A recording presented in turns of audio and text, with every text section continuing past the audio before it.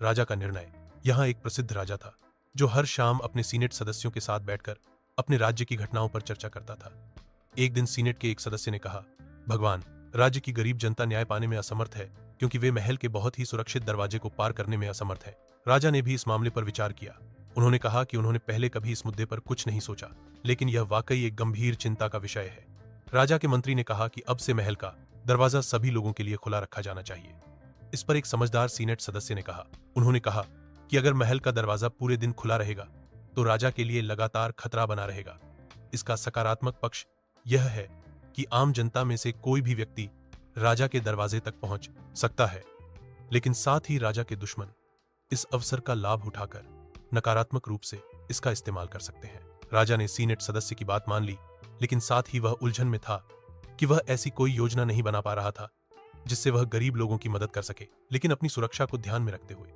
अचानक मंत्री के दिमाग में एक योजना सूझी। उसने कहा कि महल के दरवाजे के बाहर एक घंटी को रस्सी से बांधकर लटका दिया जाएगा। अगर किसी को कोई परेशानी है तो वह रस्सी खींचकर घंटी बजा सकता है। घंटी की आवाज पर दरवाजा खुल जाएगा और उसके बाद राजा द्वारा हर समस्या का समाधान किया जाएगा। बैठक में मौजूद सभी लोगों ने प्रस्ताव पर सहमति जताई। तदनुसार योजना लागू की गई। कई दिन बीत गए, लेकिन किसी ने घंटी नहीं बजाई। राजा और सीनेट ने सोचा कि अगर देश के लोगों को समस्या है तो कोई क्यों नहीं आ रहा है। कुछ दिनों में मामला शांत हो गया। रस्सी फटती जा रही थी। एक दिन घोड़ा गाड़ी वाले ने देखा कि रस्सी की हालत खराब होती जा रही है, तो उसने रस्सी को फटने से बचाने के लिए उसमें घास बांध दी। कुछ दिन बाद एक भूखा बूढ़ा कमजोर घोड़ा चल रहा था और उसने रस्सी से बंधा घास का टुकड़ा देखा। वह तुरंत उसके पास गया और घास खाने लगा। कुछ ही देर में आवाज के कारण घंटी बजी और राजा समेत महल में मौजूद सभी लोग सतर्क हो गए। बड़े उत्साह और चिंता के साथ वे सभी महल के बाहर भागे, लेकिन जल्दी ही बाहर कोई आदमी न देखकर चौंक गए। इधर उधर देखा तो बूढ़ा घोड़ा रस्सी से घास खींच रहा था। उनमें से कुछ ने उसे भगाने की कोशिश की, लेकिन दूसरों ने कहा कि शायद उसके पास कोई समस्या है जिसका समाधान वह राजा से करवाना चाहता है। दूसरी बात सुनकर राजा ने कहा तो वह तुरंत अपने प्रधानमंत्री के साथ घोड़े के पास गया और पूछा कि घोड़े की क्या समस्या है। तब तक घोड़ा अपना पेट भरने में व्यस्त था। वह राजा और मंत्री को देखकर चौंक गया। उन्होंने घोड़े से अपनी समस्या बताने पर जोर दिया, लेकिन घोड़े ने कोई समस्या होने से इनकार कर दिया। उसने बस इतना कहा कि वह कई दिनों से भोजन की तलाश में था।